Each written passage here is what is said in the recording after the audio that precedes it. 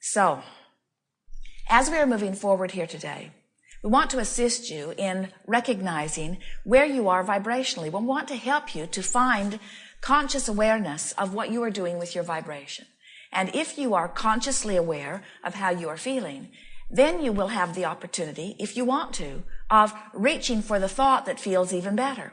And that really is the most powerful tool that we could ever give anyone, because when you think about it, I am my vibrational center, and everything that's happening to me is coming in response to the vibration that I'm emitting. So if I'm aware of the vibration that I'm emitting, and I'm constantly reaching for a better vibration, then is not my life on all fronts improving in a steady way? And we say, yes, it has to be. So sometimes, by virtue of what you're observing in your experience or those up close to you, around you, you see something that, let us say for the sake of our example, makes you feel powerless. It makes you feel maybe vulnerable. Let's say that the emotion that you feel is one of powerlessness or depression. Now, the reason that we are starting there is because we know the powerful being that you are, and we know the intention that you came forth into this physical experience. And we know that there is nothing that will feel worse to you than the opposite of that which you really are. And that which you really are is source energy. That which you really are is freedom expressing here and now. Now, if your intention is to reach for the best feeling thought that you can find, and you have found the relief, don't let somebody tell you that it isn't. You know that it is, but now don't give up on your quest to reach for a better feeling. Keep reaching. So, what we've noticed is, as you're depressed or disempowered, and you reach for an angry thought, you might not have even reached very hard for it. It came easily to you, and you felt the relief of it. If you can stop in that relief and say, this is an improvement, I have deliberately made improvement, now you'll stabilize in that different vibration, and now you have access to an even less angry thought. So now if you reach for an even less angry thought, you'll feel the relief of that less angry thought. And as you stabilize there and continue your mantra of, I'm going to continue to make the best of where I am, I'm going to continue to reach for the best feeling thought, you might find an outrageously frustrating thought, which is relief from that angry thought. And as you stabilize, as you take the time to stop and pat yourself on the back and say, I am feeling better, I'm feeling better. I feel so much better than the depression that I had 2 days ago. And I feel even better than the anger that I wallowed around in all day yesterday. And this feeling of frustration is a big improvement over where I've been. Now you continue your steady progress until from frustration you can go to mild aggravation. And from mild aggravation you can go to a sensation of slight hopefulness. And from slight hopefulness, you can go to a vibration of, well, maybe it could possibly be. And from that vibration, you could go to a feeling of maybe expecting or maybe even recognizing how many good things are happening for you, into a feeling of belief that it really is going to get better, into a feeling of knowing that you are in charge of your life experience. And that's a long way from that suffocating grief that you were in only 2 or 3 days ago. But the point that we're making to you is you cannot be guided from the outside in. Some bright-eyed, bushy-tailed, lollipop, sunshine and roses Abraham person cannot know how far you've come, because they weren't there with you vibrationally. They were on the outside of your vibrational meter, and while they mean well, they don't know. Didn't that feel good?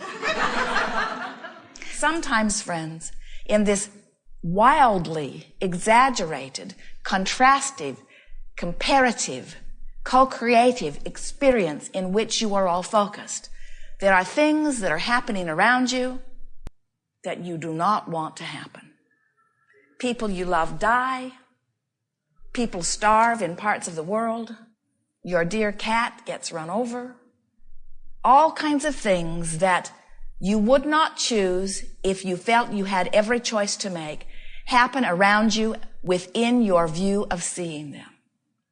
And you cannot put your head in the sand. You cannot isolate yourself to some place where you are unaware. You want to be in the world. You want to use it as the creative platform. And so in order to survive in joy, you've got to find a way to be in charge of how you feel. You've got to show yourself that even with all of this happening, that you can focus in a way that makes you feel terrible, or you can focus in a way that makes you feel less terrible. And if you focus in a way that makes you feel less terrible, then you can focus in a way that makes you feel less terrible. And if you can focus in a way that makes you feel less terrible, you can focus in a way that makes you feel less terrible. Until before you know it, you don't feel so terrible. You even start to feel a little good. You even start to feel often good, really good, exaltedly good, irrationally good by the standards of those who are around you. You can train yourself into a vibration of such perfection that law of attraction will match you up only with those things that are a vibrational match to who you are. But you got to start somewhere. And most importantly, you must stop beating up on yourself for wherever you are, because wherever you are is just fine. It's only a temporary place and you can move from it.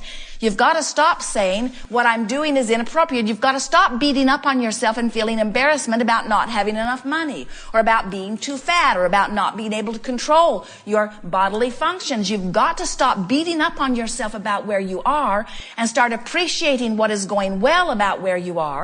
If your new mantra is, I'm going to start beating the drum that feels better. I'm going to start making the best of things, making the best of things, making the best of things. Sometimes you make the worst of things, and you do it on purpose. And do you know why you do it? You make the worst of it because you don't like where you are, and you're complaining about where you are, and other people are seeing you where you are, and you think that you should explain how you got to where you are.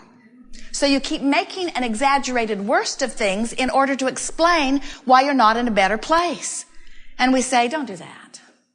Because when you make the worst of it, instead of moving from not feeling so good into a better and better and better and better and better feeling place, when you're making the worst of it, you're moving into a worse place. So something happens, you observe it, you take the hit, it doesn't feel good, and then you are embarrassed because you have negative emotion. Do you feel embarrassment when your gas tank indicator tells you that you're on empty? Or do you just go get some more gas? You don't condemn your indicator for telling you that you need more fuel. And we want you to stop condemning your indicator that's telling you need more connection to source energy. In other words, that's all it's telling you. Something you're focused on right now is not a vibrational match to who you really are. You might want to fill up with some better feeling thoughts so that you are more of a match to who you really are. So when you are realizing that your emotions are your friend, your emotions are letting you know what you are doing vibrationally. Your emotion is letting you know how full of who you really are you are, or how much you are pinching off who you really are. You know what negative emotion is? Negative emotion is how you feel when you've chosen a thought that your inner being doesn't agree with. If your inner being is in agreement with your thought, your inner being joins you fully and you feel full. You feel radiant, you feel clear-minded, you feel vibrant, you feel energy, you feel joyous, you feel passion, you feel love, you feel appreciation. When you are choosing a thought that your inner being and all that is source joins you in, you feel fabulous. But when you choose a thought that is you out here on your screwy leading edge, choosing something that is absolutely incomprehensible in terms of what source knows to be. Things like, I'm bad, or I'm unworthy, or I'm not blessed. Things like, I'm not good enough, or I'm not smart enough. Things like, I should have done something differently, and now because I have done something differently, now I'm in a condemned, unblessed place. When you choose those thoughts and you beat the drum of them, you just hold yourself out there in the darkness for a while. Not because light is not shining all over you, it is, but you put up your big umbrella shade and you're just keeping yourself separated from the source that is really you, from the source that is always beaming to you, from the source that is always available to you. Now, what you're hearing from us here today is we want you to stop beating up on yourself when you get yourself in that predicament, because it's only temporary. We want you to then stop in the middle of all of this and say, what's the best feeling thought that I can find? And when you stumble upon the angry thought that felt better than the thought of depression or grief that you had before, then hold your ground by saying, this is an improvement and I have done well. When you feel your progress, when you take that first step, then you can take the second, and then the third, and then the fourth. And then you come to realize that it's an infinite, always stepping. You are in charge of the thoughts that you think, and you are in the charge of the way you feel. And once you discover that, once you say, I'm in charge, once you're mad on purpose, once you have convinced yourself that you've chosen the thought of anger, then you know that you can choose the thought of frustration. And oh, what a lovely thought that will be. You can choose the thought of overwhelmment. And oh, what a lovely thought that would be in relationship to those other thoughts that you've thought along the way. We want you to take control of your thinking, and we want you to stop beating up on yourself about where you are at any point in time. And we want you to never lose sight of your goal, which is what? To reach for a thought that feels better. In other words, we want you to stop saying, just for a little while, my goal is ecstasy, or my goal is winning the lottery. Those long jumps that are far from where you are don't serve you as well. My goal is I'm going to feel a little better than I feel right now, and I'm going to stabilize there and pat myself on the back, and then I'm going to keep reaching, and I'm going to reach again, and then I'm going to reach again, and then I'm going to reach again. And when you think about it logically, you have to understand that no matter where I am, no matter how sick or how poor or how in the darkness I am, if it is my intent to reach for a thought that feels better, I'm going to find it. And if it's still my intent to reach for a thought that feels better, I'm going to find it. And if it is still my intent to reach for a thought that feels better, I'm going to find it. And I'm not going to get stuck in Yuma. If I still reach for a thought that feels better, I'm going to find it. And can't you see that you have to get out into the light where the well-being is, where the dollars are, where the friends are, where the good relationships are, where the universe is yielding to you? You have to get there. It can be no other way. It is law. We are done. There is nothing more that we could ever give you that would be of any value to you. If your grandmother taught you to look for the silver lining, to focus upon things to appreciate, then she gave you the secret to life. We just want you to hear that when someone says to you, find something to appreciate, when you are in depression, you often cannot hear and you don't know what to do. So we're saying, find something or someone to be lividly angry at. And then find someone who is truly annoying and give them your undivided attention. And then find someone who irritates the life out of you. And then find someone or something that is mildly frustrating. And then find something that piques your interest. And then find something that you want to believe in. And then find something that is easy to believe in.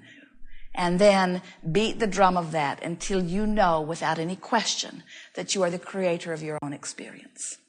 And you'll discover in all of this anger, in all of this frustration, in all of this overwhelmment, you're going to discover something wonderful. You're in charge. You're in charge. Circumstances don't have you by the hair. The world is not dragging you around. The economy is not in charge of you. Someone else who seems to have power is not calling the shots for you. You are the achiever of your point of attraction. And with far less effort than you have thought, you can put yourself vibrationally anywhere you choose to be.